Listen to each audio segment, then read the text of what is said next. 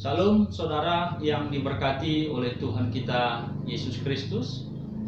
Pada hari ini kita berjumpa kembali di hari Minggu di Paskah yang kedua di tahun 2020 ini. Kita akan merenungkan kebenaran firman Tuhan. Mari kita bersatu dalam doa. Kita berdoa. Tuhan Bapa kami di sorga, Allah yang Maha Kuasa, puji dan syukur kami mengucap terima kasih kepadamu atas kebaikan yang telah Engkau nyatakan dalam kehidupan kami di masa ketika kami penuh dengan kesukaran, di masa ketika kami penuh dengan ketakutan pada saat hari ini. Tetapi kami yakin dan percaya bahwa ketika kami berjumpa dengan Tuhan melalui ibadah kami di Minggu Paskah yang kedua ini, maka ada sukacita, maka ada kekuatan, pengharapan yang kami rasakan dalam kehidupan kami. Karena kami percaya ada Tuhan yang bangkit, bahwa ada Tuhan yang bersama dengan kami, menyertai kami selalu. Kami akan merenungkan firman Tuhan pada hari ini.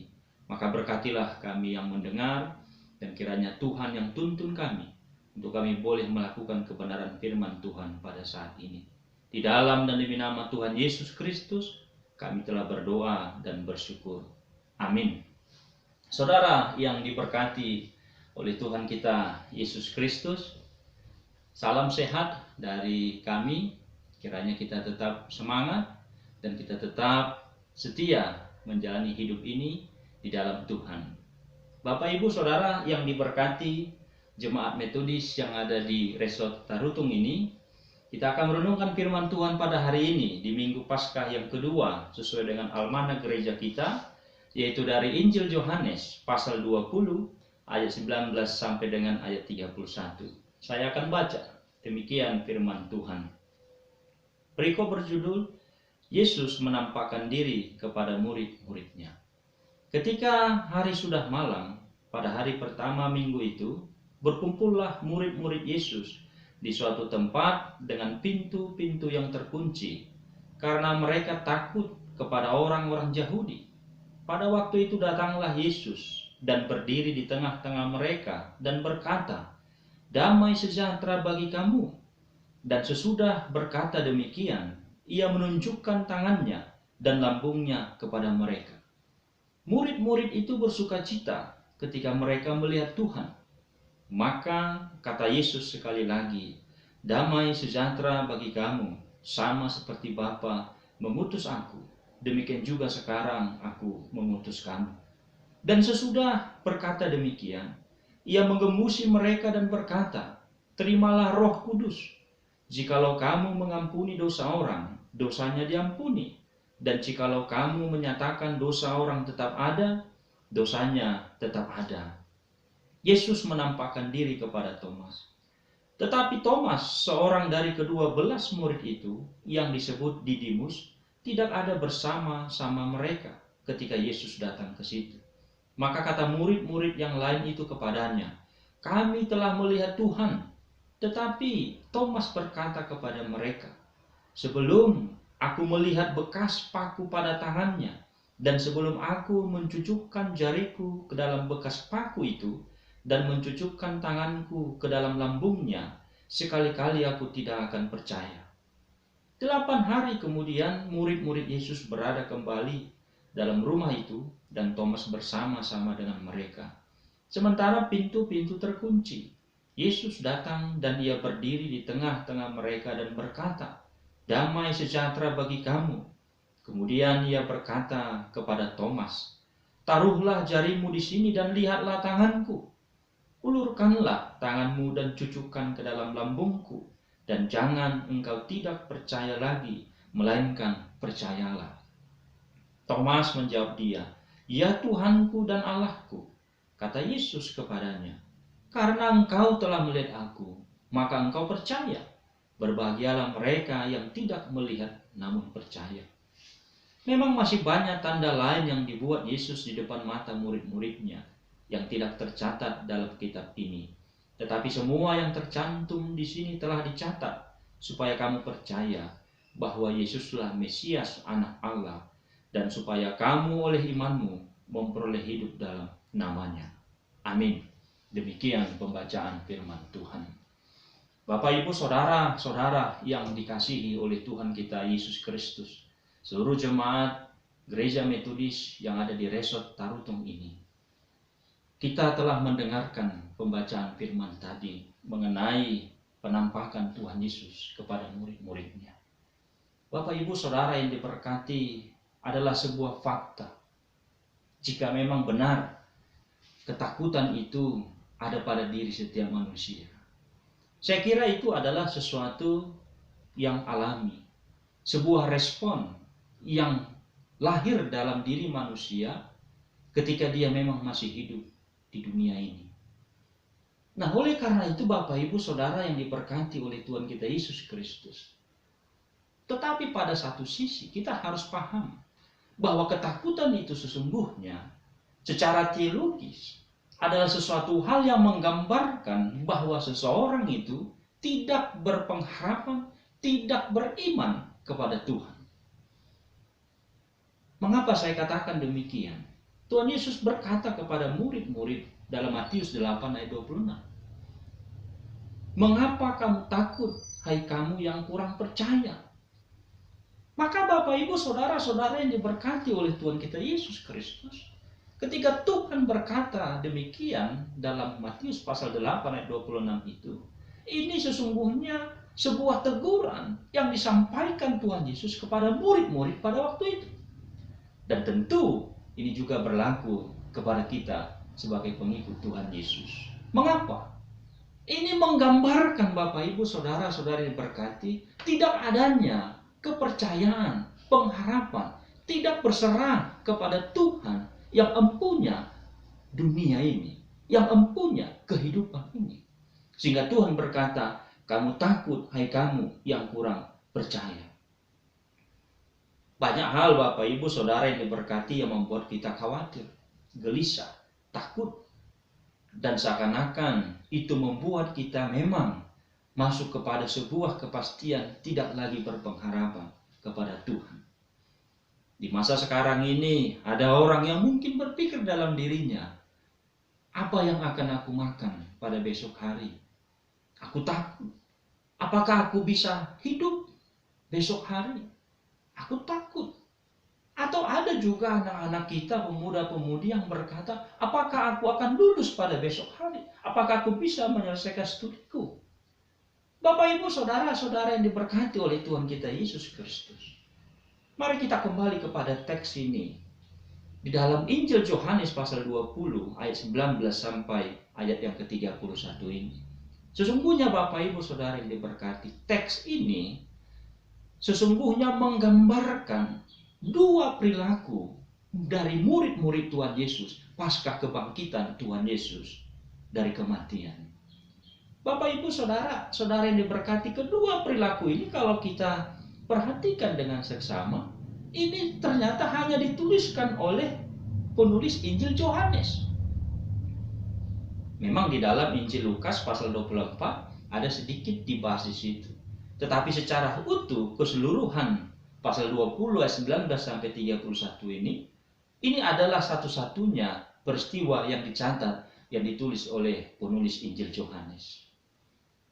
Mungkin kita bertanya, mengapa penulis Injil Yohanes mengisahkan peristiwa ini, sementara penulis Injil yang lain yaitu Matius, Markus, dan Lukas tidak menceritakannya. Ada tiga hal Bapak, Ibu, yang mendasarinya. Yang pertama, bahwa penulis Injil Yohanes ternyata itu adalah murid Yesus itu sendiri dari 12 rasul. Bisa kita lihat di dalam Yohanes pasal 13 ayat 23. Dalam Yohanes pasal 19 ayat 26, Yohanes pasal 20 ayat 2, Yohanes pasal 21 ayat 7, ayat ke-20 dan ayat yang ke-24. Di situ dikatakan bahwa Yohanes adalah murid yang dikasihi oleh Tuhan Yesus dan dia disebut sebagai anak daripada Zebedius. Karena penulis Injil Yohanes ini adalah muridnya langsung Tuhan Yesus, maka dia justru benar menyaksikan peristiwa itu dan mencatatnya di dalam Injil Yohanes yang telah saya bacakan tadi. Yang kedua, Bapak, Ibu, saudara yang diberkati, peristiwa ini dicatat itu karena penulis punya kepentingan. Pada masa itu, dalam kehidupannya penulis Injil Yohanes, Rasul Yohanes, berkembang ajaran-ajaran. Salah satunya ajaran gnostik. Dikatakan bahwa ajaran gnostik ini mengajarkan bahwa yang bangkit itu hanyalah roh Yesus. Sementara tubuhnya itu tidak bangkit, tapi tetap terkubur di dalam kubur itu. Ini berkembang dan banyak mempengaruhi orang-orang percaya pada waktu itu. Maka penulis Injil Yohanes berkepentingan untuk menyanggah pemahaman ajaran yang berkembang pada waktu itu. Yang ketiga, yang terakhir, Bapak Ibu Saudara-saudara yang diberkati, penulis Injil Yohanes berkepentingan menuliskan peristiwa ini. Itu tidak terlepas dari ayat yang ke-31. Saya baca. Tetapi semua yang tercantum di sini telah dicatat supaya kamu percaya bahwa Yesuslah Mesias Anak Allah. Nah, Bapak Ibu Saudara, saudara yang diberkati oleh Tuhan kita Yesus Kristus. Mari kita perhatikan kata percaya pada ayat yang ke-31 itu. Di dalam bahasa Yunaninya, kata percaya ini disebut tertulis yaitu pisteonte. Nah, kata pisteonte ini itu mengandung dua makna. Ada dua makna yang disebutkan. Yang pertama bersifat aorist subjektif aktif. Ini adalah mulai percaya artinya. Lalu makna yang kedua dari kata pisteonte ini adalah present subjektif aktif. Ini artinya adalah percaya agar tetap percaya. Maka kata percaya yang dituliskan penulis Injil Yohanes dari 31 ini itu ditujukan kepada dua kelompok. Kelompok pertama adalah mereka yang belum mengenal Yesus dan yang nantinya setelah membaca peristiwa ini akan mengenal dan percaya. Lalu kelompok yang kedua adalah mereka yang sudah mengenal Yesus agar tetap percaya dan tetap setia kepada Yesus meski banyak ajaran-ajaran berkembang pada waktu itu.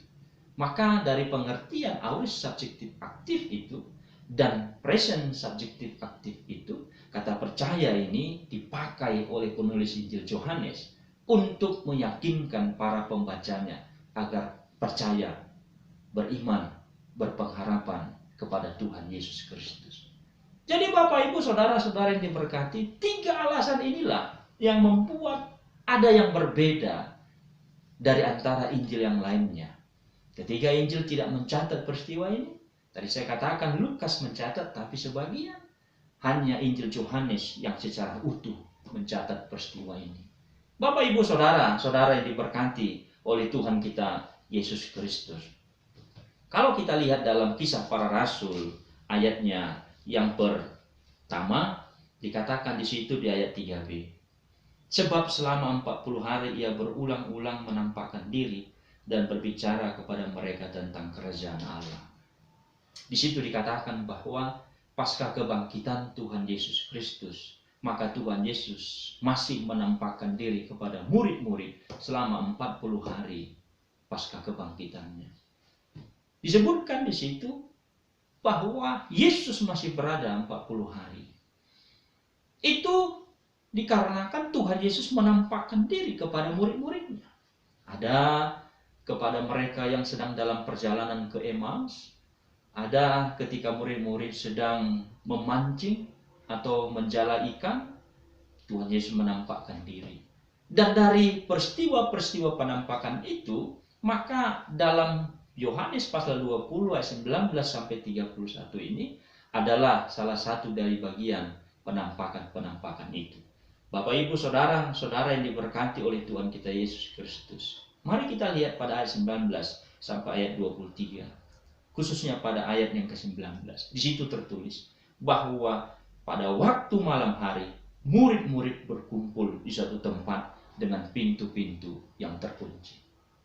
Bapak Ibu Saudara, saudara yang diberkati oleh Tuhan kita Yesus Kristus, dikatakan di situ bahwa murid-murid itu berada dan berkumpul di suatu tempat yang pintunya terkunci. Mengapa pintu terkunci? Dikatakan memang pada 19 karena mereka takut. Takut kepada orang Yahudi. para pengikut-pengikut orang Farisi.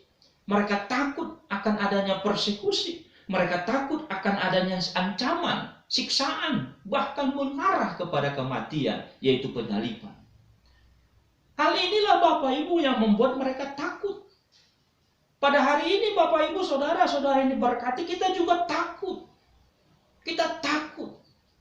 Takut karena adanya COVID-19 yang sudah menjadi pandemik di seluruh dunia ini saat sekarang ini. Sehingga Bapak Ibu banyak kita yang berada di rumah. Kita mengurung diri walaupun kita beraktivitas dari dalam rumah. Sebagai bentuk dari physical distancing itu. Menjaga kegiatan-kegiatan sosial kita yang melibatkan banyak orang.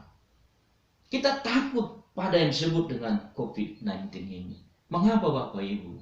Karena sudah banyak orang yang sudah menjadi korban. Sampai hari ini ada 2 juta lebih manusia yang telah meninggal, yang telah terinfeksi. Lalu ada ratusan ribu, 100 ribu lebih orang yang sudah meninggal dunia. Maka Bapak Ibu, ini bukan sesuatu yang menjadi hal yang bisa kita abaikan, tetapi sesuatu yang perlu kita waspadai dengan benar, karena penyebarannya sangat masif. Ketakutan kita pada hari ini Bapak Ibu, saya kira adalah juga bagian dari ketakutan sama seperti murid-murid pada waktu itu. Murid-murid pada waktu itu takut akan kematian. Kita pun pada hari ini mungkin, dan ada yang pasti takut akan kematian itu. Bedanya adalah murid-murid takut pada yang tampak, manusia. Tapi kita hari ini takut pada yang tidak tampak, yaitu virus, Bapak Ibu Saudara yang diberkati. Tetapi ada sesuatu hal yang perlu kita garis bawahi, bahwa ketika mereka berkumpul di satu tempat, beberapa penafsir mencoba memberikan argumennya. Salah satunya Barnes mengatakan bahwa ketika murid-murid berkumpul pada ayat 19 itu, ini adalah sebuah persekutuan pertama pasca kebangkitannya Yesus Kristus. Dan dianggapnya oleh Barnes bahwa ini menjadi rujukan bagi orang-orang Kristen, bagi gereja-gereja pada waktu itu, untuk melangsungkan persekutuan di hari kebangkitannya Kristus. Dan kita kenal sampai hari ini adalah hari Minggu. Bapak Ibu saudara-saudara yang diberkati, coba kita garis bawahi, ketika murid-murid berkumpul dalam keadaan takut, dan ketika hari ini kita berada memakai waktu lebih banyak di rumah dalam keadaan takut juga. Dikatakan bahwa dalam keadaan takut itu Tuhan Yesus hadir. Tuhan Yesus datang dan menyapa dan mengatakan kepada mereka bahwa Eirene Umin. Tuhan Yesus mengatakan damai sejahtera bagi kamu sekalian. Bapak Ibu saudara-saudara yang diberkati, Tuhan hadir di dalam perkumpulan itu. Dalam Ibrani pasal 10 ayat 25 dikatakan, janganlah kita menjauhkan diri dari pertemuan-pertemuan ibadah seperti yang dibiasakan oleh beberapa orang, tetapi marilah kita saling menasihati dan semakin giat melakukannya menjelang hari Tuhan yang mendekat. Di dalam keadaan sukar, kita jangan pernah meninggalkan persekutuan itu. Buktinya Bapak Ibu Saudara yang diberkati, ketika murid-murid berkumpul meski mereka dalam keadaan gelisah, ketakutan, Tuhan Yesus hadir, Tuhan Yesus datang, karena mereka tetap berkumpul, mereka tetap bersekutu. Tuhan Yesus hadir dan berkata kepada mereka, damai sejahtera bagi kamu sekalian. Eirene Umin, dikatakan oleh Tuhan Yesus. Ini adalah sapaan Bapak Ibu. Ibarat seperti oase di tengah padang gurun yang memberi kesegaran, yang memberikan semangat, yang memberikan pengharapan di situasi yang mencekam. Maka perjumpaan Yesus dan murid-murid saat itu dan kita pada saat ini melalui ibadah, pembacaan firman Tuhan dan melalui doa. Maka di saat itulah Tuhan hadir memberikan kesegaran, saudara yang diberkati. Tuhan datang memberikan semangat. Tuhan memberikan pengharapan kepada kita. ketika kita berjumpa kepada Tuhan. Sama seperti ketika Tuhan Yesus menghardik ketakutan itu. Ketika di dalam Markus pasal 4 ayat 39 dikatakan, Tuhan menghardik badai dan berkata, diam. Tuhan katakan itu Bapak Ibu. Dan dikisahkan dalam Markus pasal 4 itu, badai itu pun reda, berhenti. Bapak Ibu saudara-saudara yang diberkati, implikasi dari kehadiran Tuhan Yesus di dalam situasi ketakutan-ketakutan itu dikatakan pada ayat yang ke-20b, saya baca. Murid-murid itu bersuka cita ketika mereka melihat Tuhan. Murid-murid bersuka cita ketika mereka melihat Tuhan. Ini implikasinya Bapak Ibu. Ini pengaruhnya. Ketika Tuhan hadir, Tuhan memberikan damai sejahtera, maka ada sukacita yang dirasakan oleh orang-orang percaya. Ada sukacita yang dirasakan oleh murid-murid pada waktu itu. Bapak, Ibu, Saudara, saudara yang diberkati oleh Tuhan kita, Yesus Kristus, maka tetaplah kita jangan menjauhkan diri dari persekutuan-persekutuan. Sekalipun kita pada hari ini mesti beribadah di rumah kita masing-masing. Yakinlah bahwa Yesus hadir memberikan damai sejahtera dan implikasinya adalah kita akan mengalami sukacita itu. Bapak, Ibu, Saudara, saudara yang diberkati, akan tetapi pada ayat yang ke-24 sampai dengan ayat yang ke-29 kita melihat ada perbedaan sikap di antara murid-murid dengan satu orang murid yang bernama Thomas. Pada ayat yang ke-25 saya baca, maka kata murid-murid yang lain itu kepadanya, maksudnya Thomas, kami telah melihat Tuhan. Tetapi Thomas berkata kepada mereka, sebelum aku melihat bekas paku pada tangannya, dan sebelum aku mencucukkan jariku ke dalam bekas paku itu, dan mencucukkan tanganku ke dalam lambungnya, sekali-kali aku tidak akan percaya. Kembali lagi Bapak, Ibu, Saudara, saudara yang diberkati oleh Tuhan kita Yesus Kristus kepada ketidakpercayaan itu.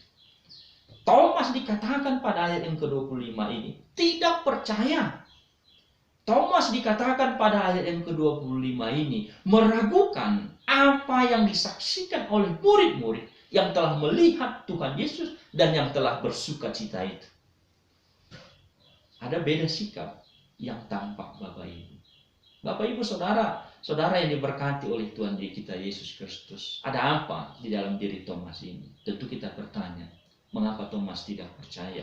Mengapa Thomas seakan-akan meragukan kesaksian dari murid-murid yang telah melihat dan bersukacita ketika dijumpai oleh Tuhan kita Yesus Kristus? Bapak, Ibu, Saudara, saudara yang diberkati, saya mau mengatakan bahwa pada zaman ini kita sudah memasuki era yang disebut sebagai 4.0 atau 4.0,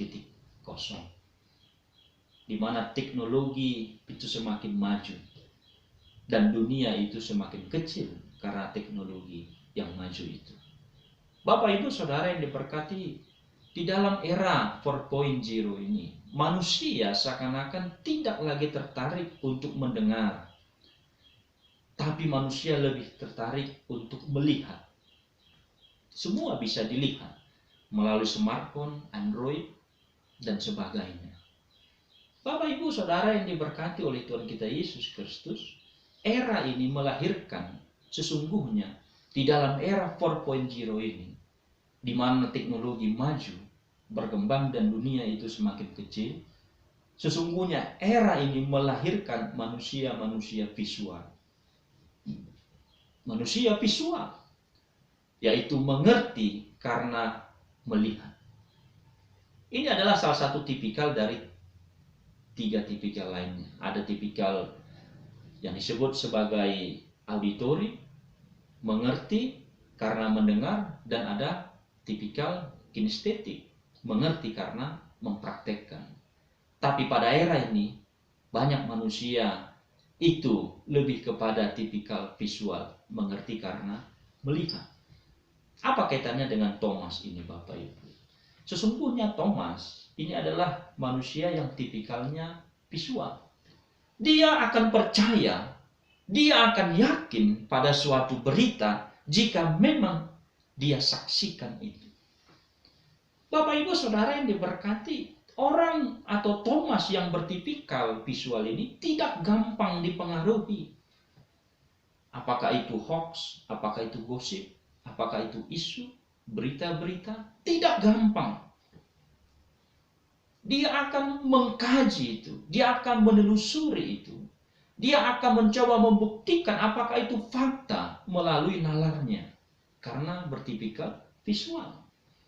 Namun dalam konteks kesaksian murid-murid, Bapak Ibu Saudara yang diberkati, Thomas itu lebih mengedepankan tipikal visual daripada auditori. Thomas itu akan percaya kalau dia melihat. Akibatnya Bapak Ibu sering kita mengatakan bahwa Thomas ini adalah sebuah gambaran atau image yang negatif. Di mana kita mungkin sering berkata kepada seseorang, kita katakan, jangan seperti Thomas lah kau.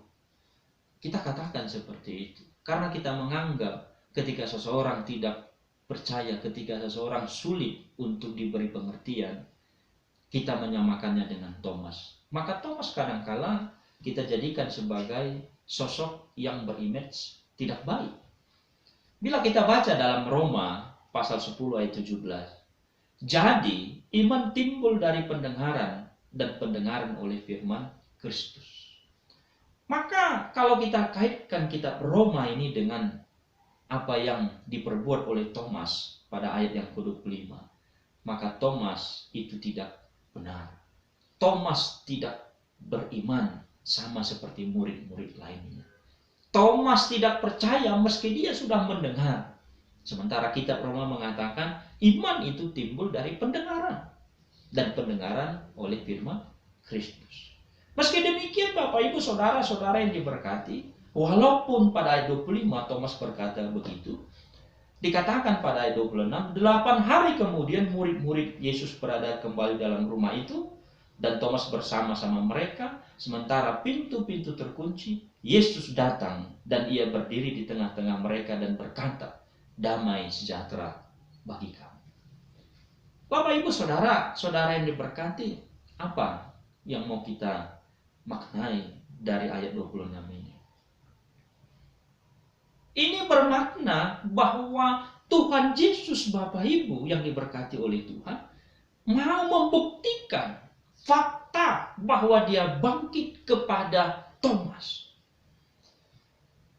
Tuhan Yesus Bapak Ibu benar-benar sabar dengan memperlakukan Thomas sesuai karakter Thomas, yaitu memberikan bukti. Karena Thomas bertipikal visual. Bapak Ibu Saudara yang diberkati, karena itu apa yang diperbuat Tuhan Yesus pada 26 ini memperlihatkan bukti kepada Thomas dengan kesabaran itu, maka ini sebuah teladan bagi kita sesungguhnya. Teladan yang diajarkan Tuhan Yesus kepada kita untuk menghadapi orang-orang yang bertipikal seperti Thomas ini. Memberikan pengertian-pengertian, meski kadangkala itu tidak secepat yang kita harapkan. Penuh dengan kesabaran Bapak Ibu. Termasuk pada situasi saat sekarang ini kita pun mesti sabar. Kita mesti sabar. Di dalam Tuhan tentunya. Badai pasti berlalu dan terang Tuhan akan terbit atas kita Bapak Ibu. Amin. Badai akan berlalu. Kesabaran itu penting. Tuhan Yesus pun sabar di dalam memberikan bukti kepada Thomas, dan Tuhan berkata, taruhlah jarimu di sini dan lihatlah tanganku, ulurkanlah tanganmu dan cucukkan ke dalam lambungku, dan jangan engkau tidak percaya lagi, melainkan percayalah. Itu yang dikatakan Tuhan Yesus kepada Thomas.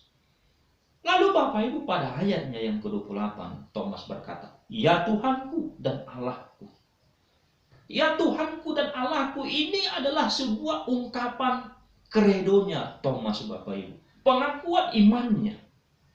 Ketika Tuhan Yesus menjumpai Thomas, menampakkan, memberikan bukti kepada Thomas, maka Thomas pada saat itu juga menyatakan kredonya, menyatakan pengakuan iman.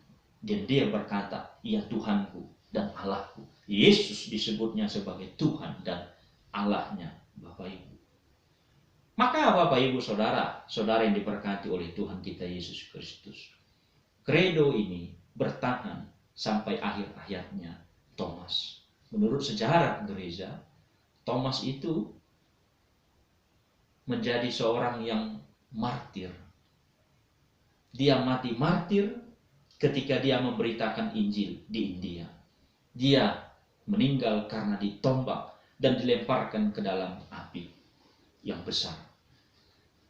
Ini membuktikan bahwa ketika Thomas itu berjumpa dengan Tuhan Yesus, karena Tuhan Yesus dengan kesabaran memberikan bukti kepada Thomas, maka Thomas percaya, dan kepercayaannya itu, pengakuan imannya, kredonya itu tetap bertahan sampai akhir hayatnya, dan dia menjadi seorang penginjil dan harus menjadi seorang martir. Maka kita bisa melihat, meskipun Thomas itu seseorang yang bertipikal visual, yang kadangkala kita itu sesuatu yang tidak baik, sesungguhnya ada nilai atau sisi positifnya Bapak Ibu. Sekali Thomas percaya, maka dia tetap percaya dan dia teguh pada kepercayaannya itu meski dalam situasi sesulit apapun. Tidak seperti Petrus mungkin yang gampang percaya tapi gampang juga tidak percaya, gampang terpengaruh. Thomas itu Bapak Ibu sedikit berbeda. Dia mempunyai kepribadian, ketika sekali percaya maka dia tetap percaya. Akan tetapi Tuhan Yesus berkata kepada kita pada hari ini, khusus kepada Thomas pada ayat yang ke-29. Kata Yesus kepadanya, "Karena engkau telah melihat aku, maka engkau percaya. Berbahagialah mereka yang tidak melihat namun percaya." Maka mari kita percaya kepada kuasanya Yesus, kuasanya kebangkitan Yesus, sekalipun kita tidak berjumpa secara fisik. Tuhan berkata, "Berbahagialah mereka yang tidak melihat namun percaya." Maka Bapak Ibu Saudara-saudara yang diberkati, peristiwa Tuhan menampakkan diri kepada murid-murid dalam teks ini, pasca kebangkitannya, memberikan kepada kita sebuah jaminan bahwa kebangkitan Kristus itu adalah sumber sukacita dan pengharapan bagi kita di masa-masa yang sukar ini. Peristiwa itu Bapak Ibu membuktikan bahwa Tuhan Yesus penuh belas kasih dan sabar, serta memberikan hereneumin kepada kita, sama kepada murid-murid pada waktu itu. Peristiwa yang dicatat oleh Injil Yohanes pasal 20 ayat 19 sampai 31 ini adalah sebuah bukti bahwa Yesus itu sabar. Yesus itu penuh dengan belas kasih, serta Yesus memberikan hereneumin kepada kita. Pertanyaannya Bapak Ibu Saudara yang diberkati, khusus di masa pandemi COVID-19 saat sekarang ini, apakah Bapak Ibu Saudara-saudara seluruhnya jemaat gereja Metodis yang ada di Resort Tarutung ini bisa merasakan kehadiran Tuhan atau tidak? Bapak Ibu Saudara yang diberkati, jangan sampai kita jatuh pada mati rasa akan kehadiran Tuhan dalam diri kita, apalagi di tengah-tengah keluarga kita. Tapi marilah kita benar-benar bisa merasakan kehadiran Tuhan itu. Kita harus peka akan kehadiran Tuhan, baik dalam situasi suka, terlebih dalam situasi-situasi yang mencekam seperti saat sekarang ini. Bangunlah persekutuan yang intim dengan Tuhan, maka hereneumin itu akan nyata, akan tercurah dalam hidup Bapak Ibu Saudara yang diberkati. Maka Bapak Ibu Saudara yang diberkati, mari kita hanya takut kepada Tuhan. Benar memang, takut akan kematian itu sesuatu yang alami. Tapi haruslah kita lebih takut kepada Tuhan. Di dalam Amsal 1 ayat 7 dikatakan, takut akan Tuhan adalah permulaan pengetahuan, tetapi orang bodoh menghina hikmat dan didikan. Artinya apa Bapak Ibu? Takut kepada Tuhan itu bukan saja orang, yaitu berdoa. Tapi takut kepada Tuhan itu juga adalah labora, berkarya. Sehingga dikatakan ora et labora, berdoa sambil berkarya atau bekerja. Jangan hanya berdoa saja Bapak Ibu, tapi juga harus berkarya. Itu bentuk kalau kita takut kepada Tuhan. Saat ini kita beribadah di rumah kita masing-masing, yang disebut sebagai house worship. Tidak di gereja atau church worship. Jangan kita berpikir ketika kita beribadah di rumah kita masing-masing, house worship di tengah pandemi COVID-19 ini adalah tanda bahwa kita tidak takut kepada Tuhan. Ingat Bapak Ibu Saudara yang diberkati bahwa Tuhan berkata di dalam Matius 18 ayat 20, sebab di mana 2 atau 3 orang berkumpul bersama dalam namaku, aku ada di tengah-tengah mereka. Dimanapun kita berkumpul bersekutu dan nama Tuhan Yesus dipermuliakan di situ, Tuhan hadir. Di masa COVID-19 saat sekarang ini Bapak Ibu, yang perlu adalah persekutuan itu yang harus semakin kita giatkan. Kita harus semakin tekun. Kita harus semakin setia dan rajin berjumpa dengan Tuhan di dalam doa, ibadah, dan pembacaan firman Tuhan dan mendengarkan pemberitaan firman Tuhan. Matius 18:20 berkata, Yesus hadir di situ dan memberikan kepada kita sekalian Irene Umi. Oleh karena itu Bapak Ibu, tema kita dalam khotbah pada minggu kedua yang disebut sebagai Paskah kedua tanggal 19 April 2020 ini adalah rasakanlah kehadiran Tuhan dalam hidup. Mari kita rasakan kehadiran Tuhan dalam hidup kita sama sebagaimana murid-murid benar-benar merasakan kehadiran Tuhan dalam hidup mereka. Maka Tuhan akan memberkati kita seluruhnya. Amin. Tuhan Yesus memberkati. Mari kita bersatu dalam doa. Terima kasih Tuhan Bapa kami surga atas firman-Mu yang telah kami dengarkan pada saat siang hari ini. Kami bersyukur Bapa bahwa kami masih boleh mendengarkan, merenungkan firman Tuhan.